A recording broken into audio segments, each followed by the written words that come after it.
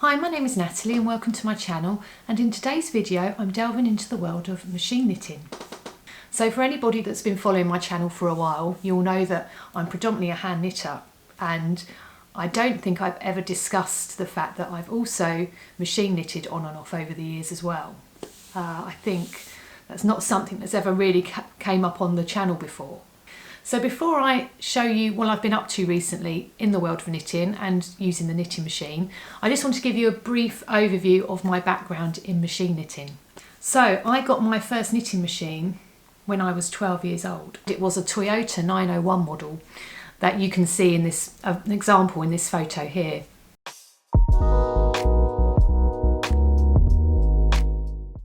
So nobody in my family machine knitted at all. It wasn't really something that I was hugely aware of. As you know, if you followed me before, you know I've hand knitted since I was around 7 years of age, where I was taught how to knit by my great auntie and my nan, and really enjoyed the process of that.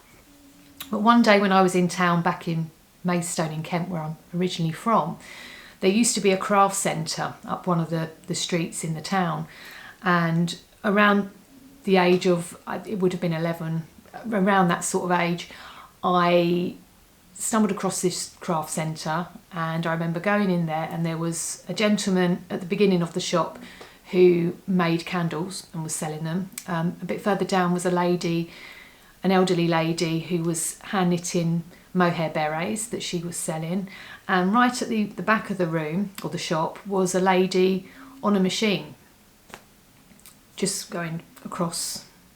And when I got closer, I realised she was knitting, but it was on a machine, and I was highly fascinated by it. And her name was Anne, and you could tell she instantly saw that I was really fascinated by what she was doing.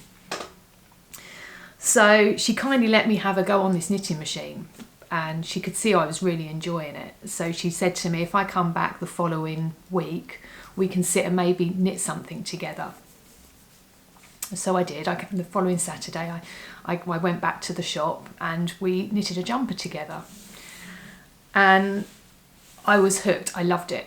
I was there most Saturdays for that period of time in my life. I really enjoyed it, and taught me a few things on the knitting machine, and it got to the point where I was loving it so much. She had this spare knitting machine, which was this Toyota punch card model.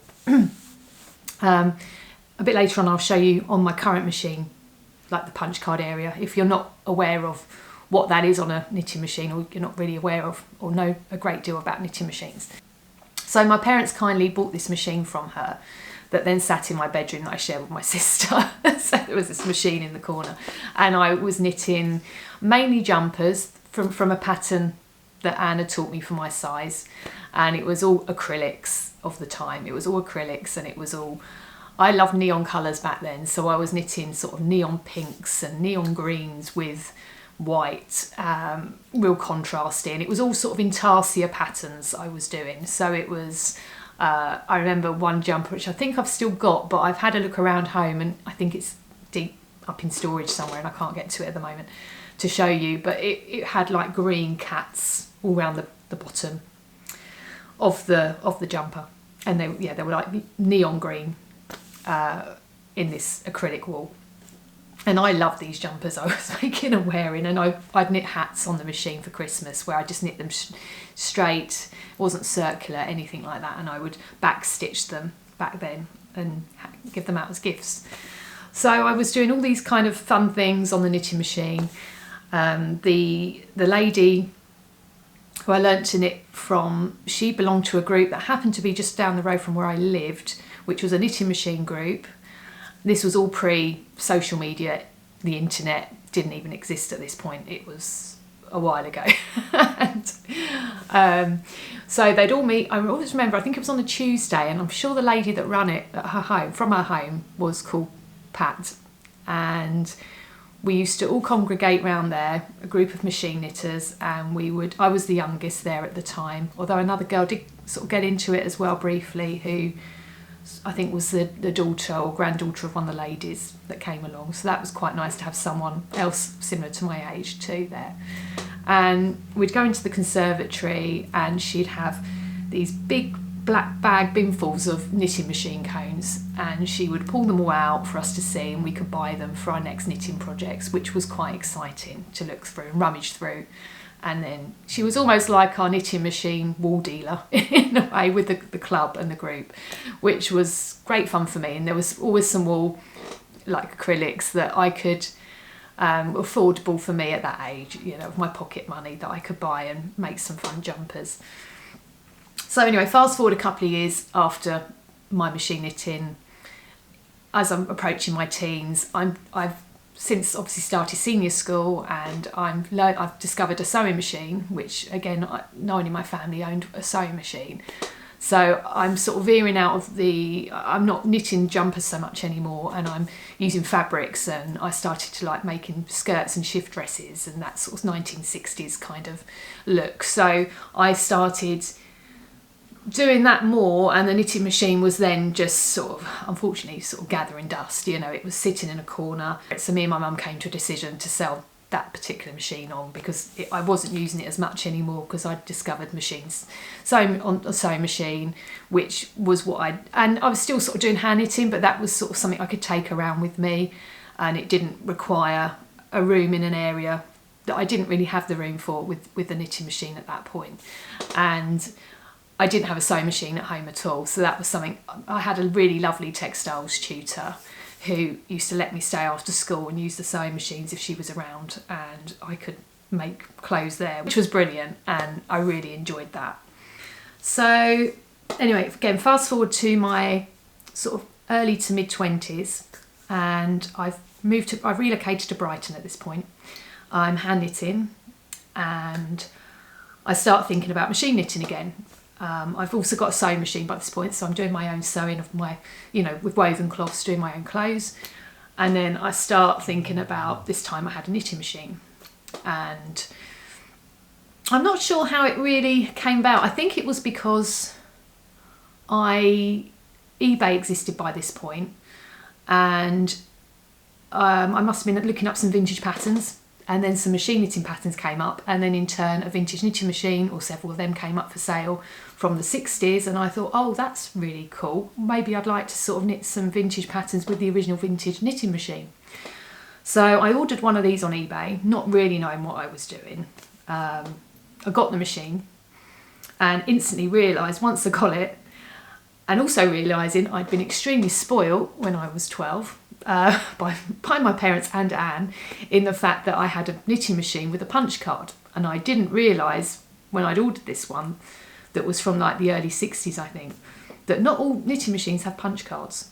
And I knew I wanted to do colour work, and without the punch card facility, you can manually manipulate stitches on a machine to do colour work, but it is fairly time consuming, I believe, especially if I wanted to do more, integrate lots of colours and different things that I potentially wanted to do with my designs.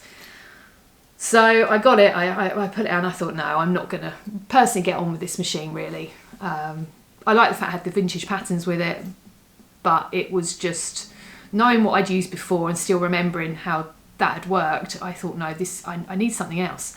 And luckily for me, back then in Brighton, there was a sewing and knitting machine centre down one of the lanes in Brighton. And I went in there, and I was very specific. I explained what I wanted. I said, I'm after a knitting machine. It needs to have a punch card facility. I'm planning on working from vintage patterns, but I will maybe need to redesign them. At this point, I wasn't a hand knitwear designer. I still had to embark and go on that course, in the City and Guilds course, to be a knitwear designer. And so I didn't have a lot of design knowledge in that respect, for knowing how to maybe do designs, but I could maybe convert a pattern best I could as I'd learn from hand knitting onto the machine, and you know, get them to work for me. They were super helpful. They just had refurbished this machine that I now have, which is the Empizzle Knitmaster Model 700 knitting machine. I think I pronounced Empizzle right. It was a brand that sort of changed names throughout the decades. I think it was Singer at one point, and then it was now known as Silver Reed.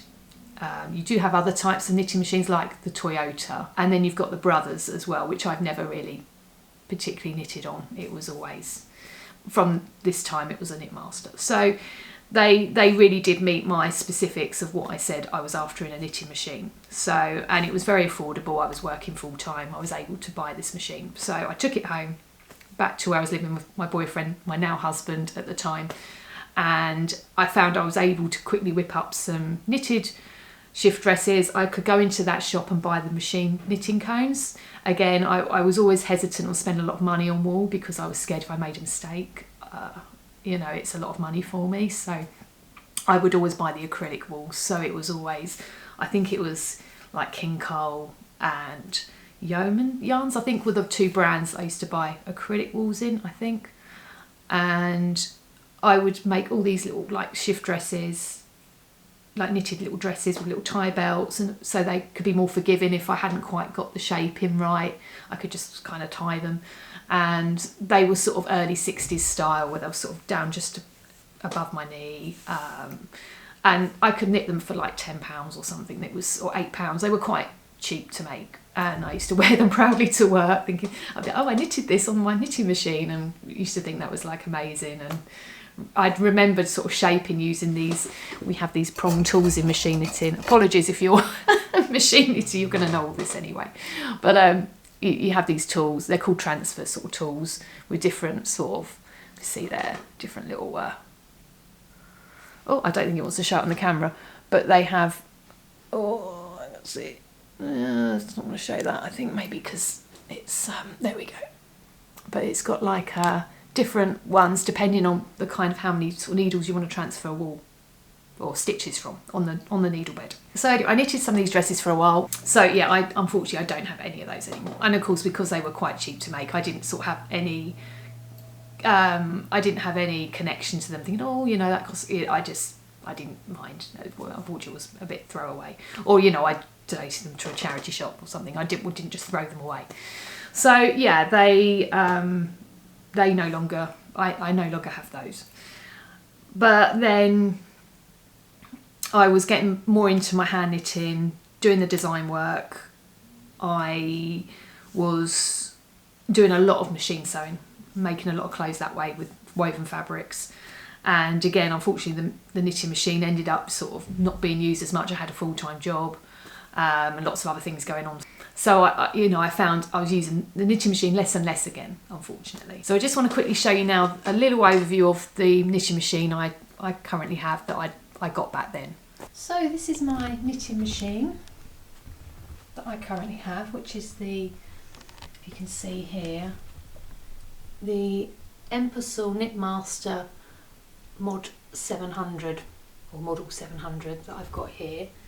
And over here we have the punch card facility, just so if you're not familiar with knitting machines, what I'm talking about on these. And then we've got a little accessory tray here. I've got some weights that you pull on when you're knitting the wool. And then we've got obviously the knitting carriage here, which is the main knitting carriage. Across the bed with all the needles on that we knit with.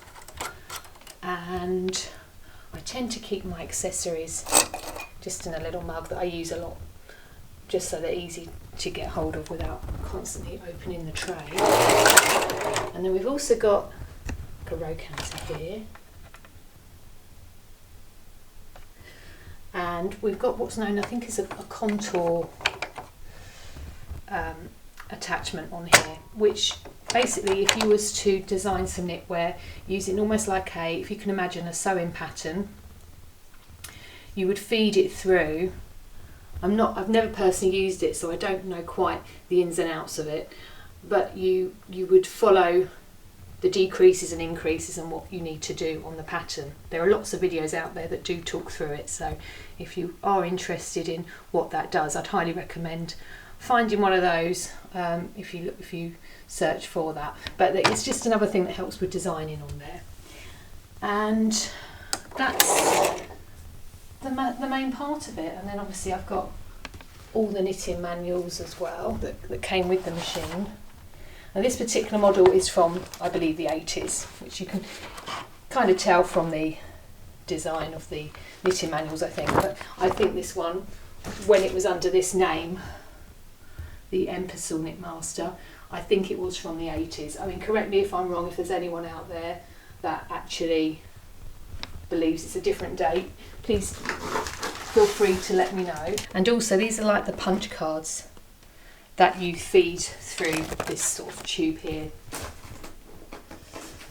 through this sort of drum here, and then you roll that through, and then you would set your settings here to knit colour work. So for example, if you wanted to knit fair roll, you would put the switch up here on this particular machine, and then what I'm going to show you what I've made, you would use that to knit the patterns, and then this would roll through and would amend. It's a lot to take in, especially if you've never seen a knitting machine or you're not really aware of them, but it'll feed through, and then these little things here kind of feed through and tell the machine how to knit the colours on the carriage. I'm not very technical, I don't know the ins and outs, and apologies to any experienced machine knitter who's stumbled across this video thinking, okay. But like I said, you can find lots of information about punch cards on knitting machines if you're interested in looking at that sort of information. But I just wanted to sort of show you the basics of my machine, and this is what's known as a yarn feeder. So we have the knitting machine cones that sort of come from here, they sort of feed through here, and then they feed down into your main carriage bed here, or into your main carriage here, where you then knit with the needles that you have out in working position to knit on the machine. So fast forward to 2017, and I decided at this point I was a knitwear designer for knitting magazines. I was getting commission work, I was writing a lot of patterns for magazines, and I decided I wanted something else to maybe supplement my income with the knitwear design side of things. I realised pretty quickly hand knitting things was very slow, and it wasn't really going to work for me in sort of the fine wools I wanted to knit with and the designs I had in mind. So I started playing on the machine in 2017 and creating some scarves, and I thought, oh, I can sell them at craft events. So towards the end of the year, I decided I'd make several of these designs for sort of Christmas presents, see how they went down, get feedback, and then the following year was going to be the plan to sort of launch maybe some machine knitted goods under a label that I'd maybe created, and see kind of what happens with that. So here's just a couple of pictures of some of the scarves that I knitted back then that you can see here.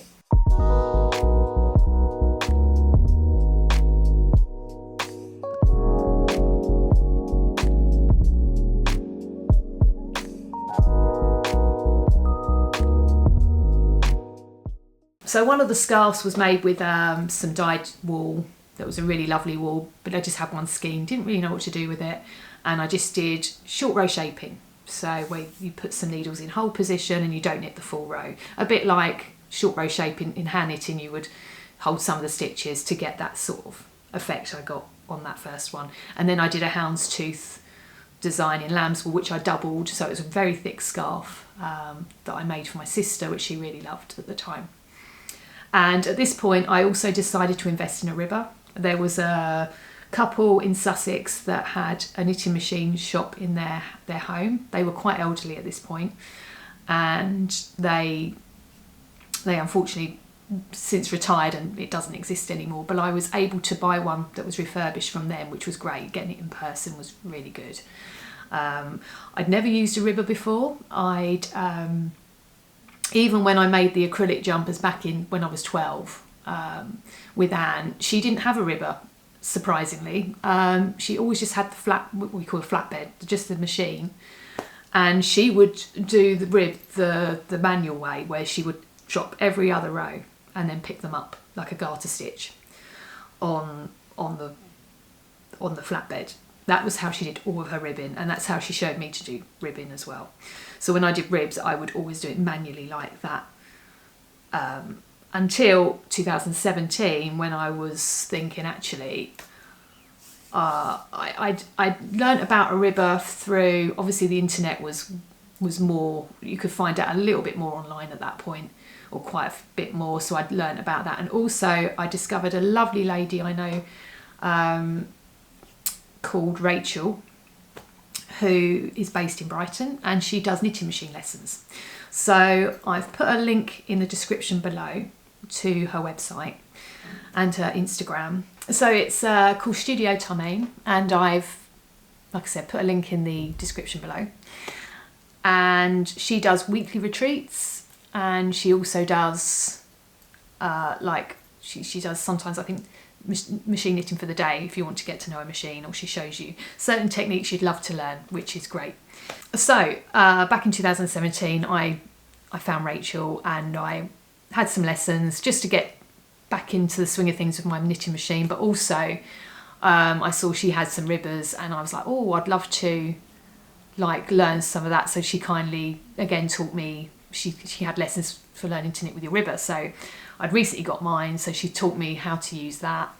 So I was able to instantly set that all up on my machine, and I played with a lot of ribbon at the time, I think, which again was another thing. I think I was going to make some more rib jumpers and things. So here's a photo just of some rib samples I did at the time, using the ribber with my Knitmaster machine.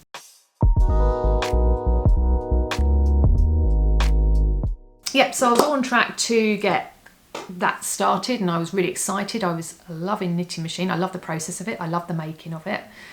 But unfortunately, just after Christmas, I went out into my garden one morning, a frosty morning. I wasn't quite aware just how icy it was, and I slipped and I hit my decking, but very hard with my right arm.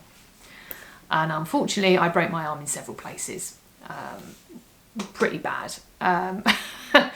And it took a total of 9 months for my arm to recover and heal from that fall, which meant I could do no machine knitting, especially the first several months. My arm was completely elevated. It was pretty bad, and strapped up, and I couldn't knit, I couldn't do anything, or couldn't sew, I couldn't do anything that I loved that was creative, which was, as you can imagine, quite frustrating for me, being that I was really into all these things.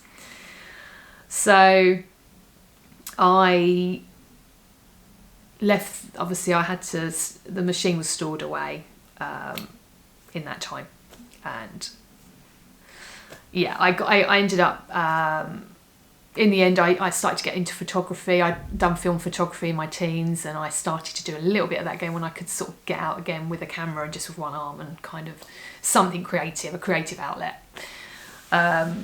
But when it started to fully heal again, I was back to hand knitting, but the machine, the passion I'd had for it had just gone.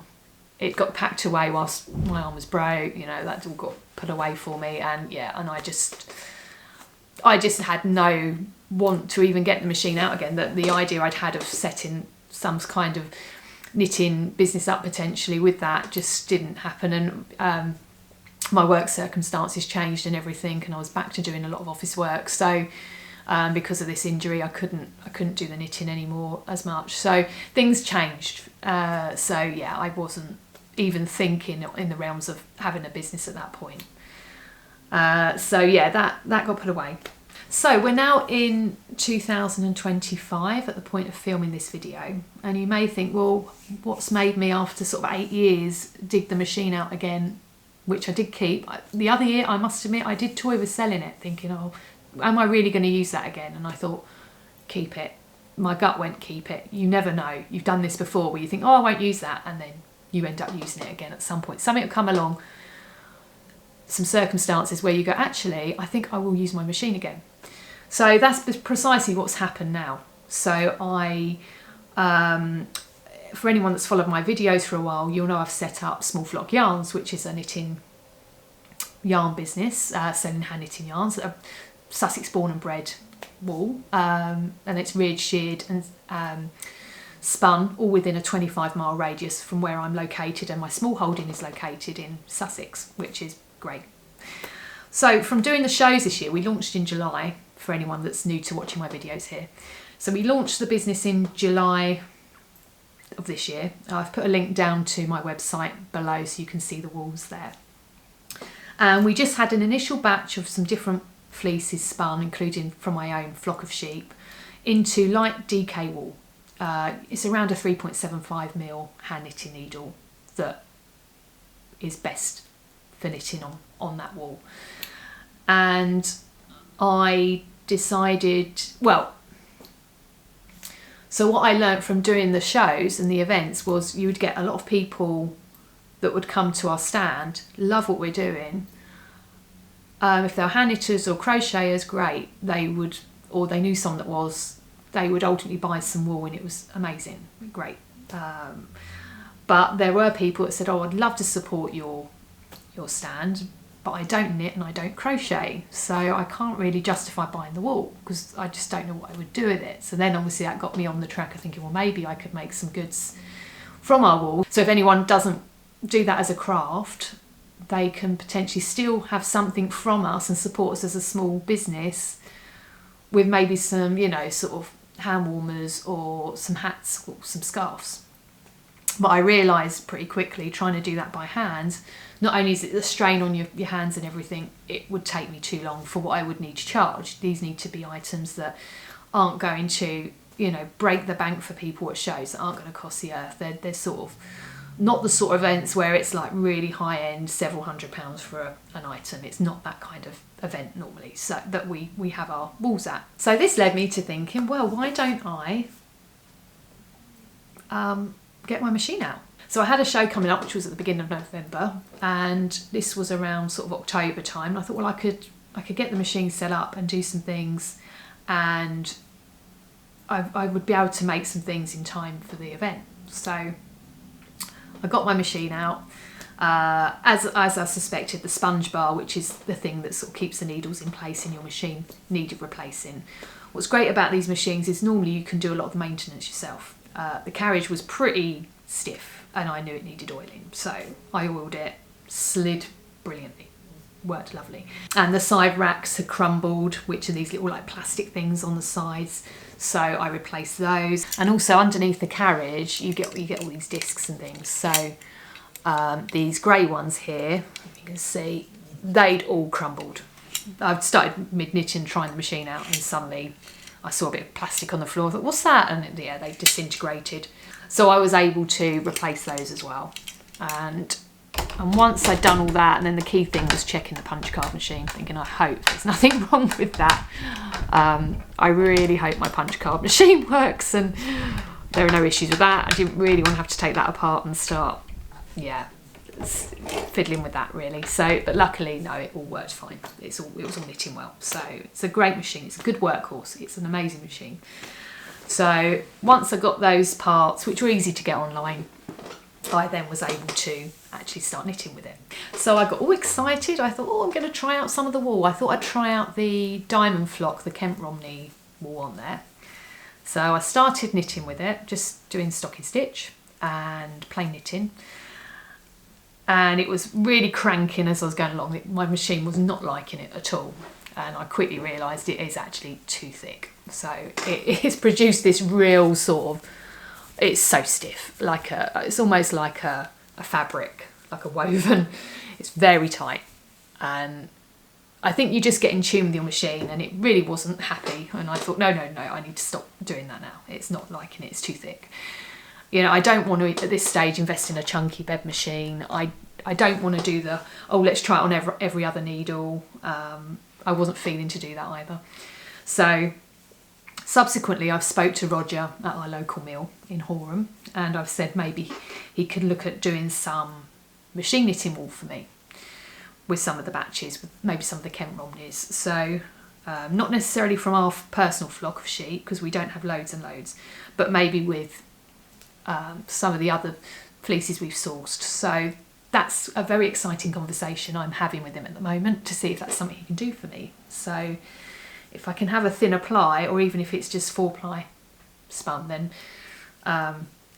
that would really help with me hopefully being able to create some products with this wool, which would be amazing. So we're just going to have to watch this space and see if that's something I can do at some stage. So anyway, whilst I was delving into the world of machine knitting and looking at doing that, obviously I was looking online. And also what strangely coincided at around that time as well was if you've seen my previous videos, I'm completely obsessed with fair old knitting, the Shetlands and all that kind of heritage. And I came across a lady called Marie through that research on Fair Isle who does machine knitting holidays. And I thought, oh wow, that would be amazing to do. That would be such a fun thing. But then I discovered in her website that she has a masterclass that she does, a Fair Isle masterclass through the machine knit community. And I was like, oh, what's that? You know, so it's actually a community of machine knitters that are members, and you learn about all these different things in the world of machine knitting, and you get to meet other members, you learn about other knitwear businesses that do machine knitting, and you learn techniques and to make projects like these masterclasses. So Marie did a Fair Isle masterclass where you could knit different patterns of hers, and she shows you the techniques, how to make them and knit them, and using her specific patterns for the punch card. So I was super excited by that and really keen to do that. So I signed up to that, and I loved sort of playing with the patterns that she provides, and she's got the machine knitting patterns as well. So if you don't want to do a masterclass, you can do just you can purchase her patterns, and the instructions are really good, so you can follow those. They're really clear and concise. I highly recommend her patterns. They're brilliant for machine knitting. And yes, I thought, right, well, okay, because I kind of wanted a project just to kind of follow and play a bit with the Fair Isle facility, or the Fair Isle mode on my knitting machine. So I thought, right, that would be a good thing to do. It'll sort of give me some confidence, hopefully, because I really did feel like a beginner again. I remember some things from previously machine knitting, but I'd lost a lot of the knowledge, or I just didn't feel confident in it anymore. Things have come back to me, some muscle memory, some different things. When I've started knitting again, I've got, oh yeah, I remember that. But, you know, it's taken time to sort of relearn some things on the machine after a bit of a break. So anyway, I thought initially I would try and knit some fingerless gloves, because it's like 50 needles on the machine. It's with some of Marie's punch card designs. And then I thought, well, that way it sort of gets me into sort of trying. It doesn't matter if I make mistakes. It's not too big a project. And I bought some Shetland wool. So you can buy it on knitting machine cones. It's their, so Jameson Smith, it's their 2-ply jumper weight. And Jameson's of Shetland, they've got the spindrift that you can use and buy as well on machine knitting wools. So these ones are Jameson Smith that I've got at the moment, and they're pre-oiled, so they're great for the machine, but they're exactly the same as the hand knitting wool, except they're oiled for the machine, and they're on a cone. And I think they might be slightly cheaper because you get more grams on a cone than if you bought it all in hand knitting balls, I believe. Double check that on the website with the prices. But and obviously because I'm based in the UK, it's very easy for me to get here, which is brilliant.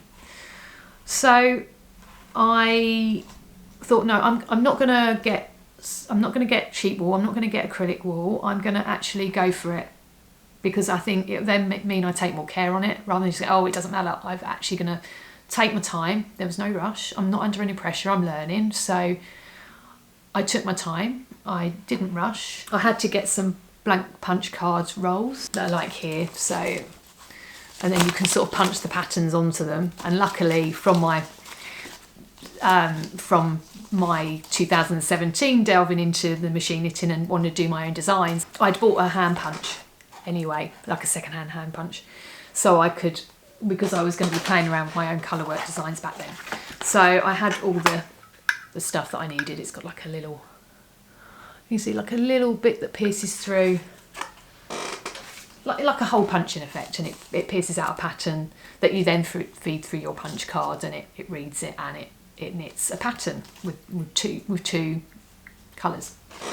So that was all good. So that was a bit like, but again, through this knitting machine community, which I've put a link in the description below for you to have a look at if you're not aware of them and you're thinking about getting into machine knitting, or you're already a machine knitter and you just weren't aware of them, I highly recommend them.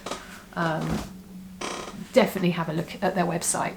I feel this time round it's really given me the momentum and got me really sort of enthused and really into the machine knitting, because I feel like there's support and there's other people, and if I'm not sure on a technique, there's just a helpful, supportful group around, especially because I still class myself very much as a beginner. I wouldn't even say I wouldn't even say I'm necessarily borderline intermediate in the what I know on the knitting machine potentially, but it's I'm loving it. I'm really enjoying it. So first of all, thank you if you've sat with me for this video for this long and you've watched me talk. And now I just want to show you some things I've actually made. One of the first things I've actually knitted was these hand warmers. You can see here. And this was with the Jamieson's and Smith's Shetland wool. And they're really lovely and super soft. Once you block and wash them, wash and block them, they're super soft and lovely on. They're just so nice. So once I'd knitted those, I then felt I had enough confidence to knit the hat pattern from Marie. So that was the next thing I did. You can see here. So here's a couple of photos of me actually modelling them so you can see it better in this here.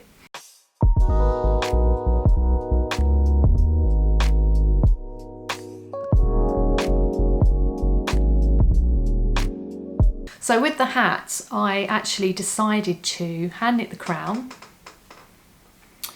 with the same wool from the cone, and I also did a rib round the bottom as well that was hand knitted, because I decided I wanted to knit those parts in the round. So what I did was I mattress stitched the sides, and then I knitted that in the round, and then the rib in the round.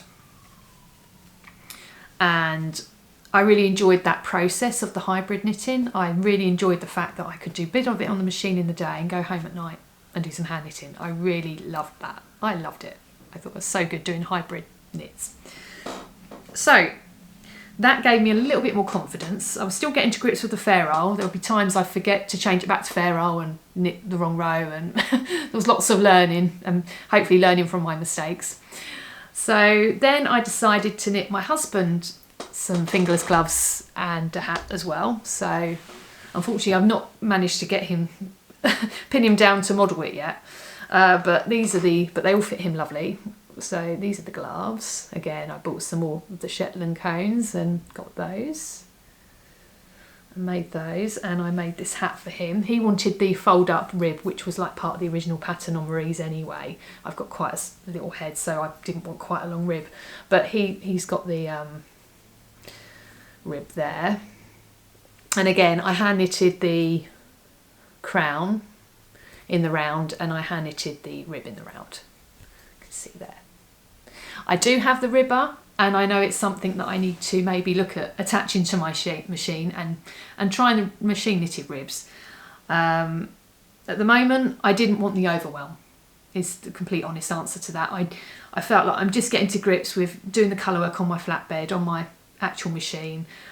I thought if I start attaching a ribber and putting it all on, I just felt like I was going to get possibly really confused with everything until I feel confident that I've got to where I need to get to learning the colour work and things. And a bit more in general on here. I'm going to be delving into stripes and lots of things. So I wanted to get that confidence on my flatbed before I progressed to the rib again, back to the level I felt I was at back in 2017, when I felt, yeah, I'm ready to do the ribs machine. And I don't even know if it's something I will do lots, but I need to try it and see and make that decision, because like I said, I do enjoy the hand knitting part too.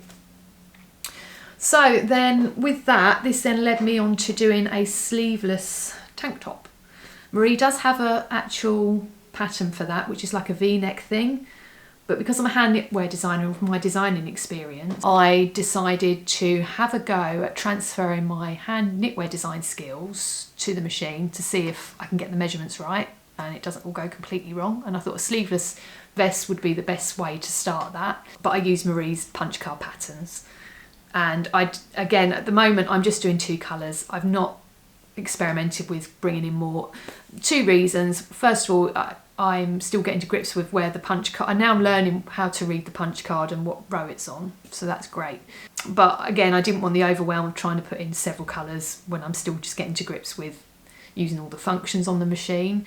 Secondly, it all adds up buying the cones and trying to buy different gradients, and so maybe over time as I build up a Shetland wool cone collection, I can start doing more gradients of different ferrule patterns. But at the minute I've just been sticking to 2 colours.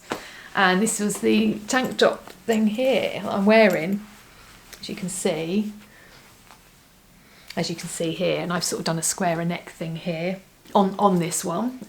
Here's some photos here of me in the actual tank top that you can see, so you get a better idea of how it looks.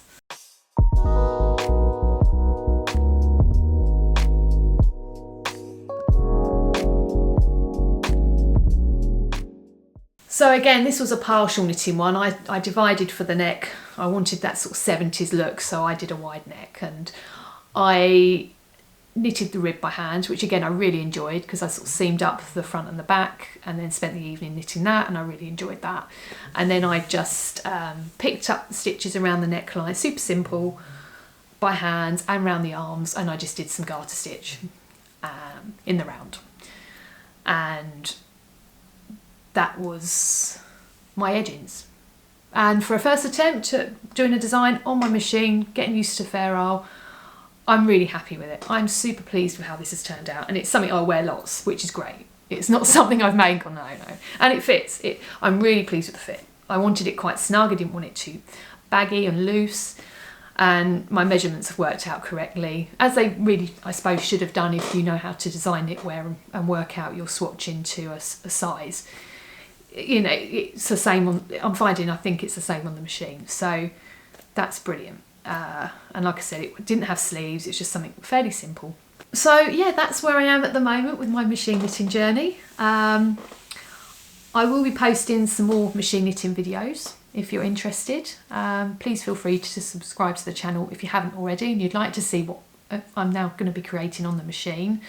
For any of my current subscribers, first of all, thank you following me in my knitting journey.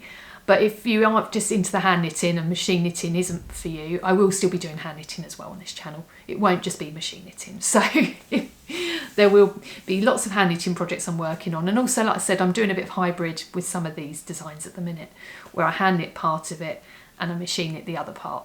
So feel free to, you know, follow me on this journey too, which is quite exciting, and also to see how I can maybe incorporate it with small flock yarns, which again is very exciting for me. Just again creating new avenues, new doors to open from having the small flock yarns business. So yeah, it's I'm just loving it. I'm loving the whole journey. I'm loving the process. I highly recommend, as I said before, visiting Rachel. If you're in Brighton or in the southeast and you want in-person lessons, then I'd highly recommend visiting Rachel's website, which is in the description below. And if you really crave that online community and some masterclasses in certain techniques or projects, I really, again, highly recommend the Machine Knit community. They are just really amazing. What Nick and her husband Steve are doing is great, and also all the other people that help on there as well with them. I wish it had existed back in 2017 when I was knitting it. I really wish it had, or even before that. You know, I'm so glad they've come up with this concept and they've done this. The machine knitting community, I feel, really does benefit from it. I know I have. It's really helped me, I think, speed up my journey back into my machine knitting. I think I would have got a little bit stuck. I do have my mate Rachel in Brighton who does the machine teaching, but it's really nice to connect with other people and get inspired, see what else other people are machine knitting and what designers are currently out there in the machine knitting world, what patterns they're creating. And I found that hugely inspiring as well. Like Marie, I loved everything she's doing. It's amazing. And if you can get a chance to see some videos on her and her lovely studio in Fair Isle, it's just covered in like machine knitting cones and machine it's like knitting machine. It's just amazing. It looks amazing, and I feel like she's living her dream, and it just looks so good. It looks amazing. But yeah, I look forward to sharing some future projects on what I'm working on in the world of machine knitting. So I hope you've enjoyed this video and seeing what I'm currently working on, and thank you for watching.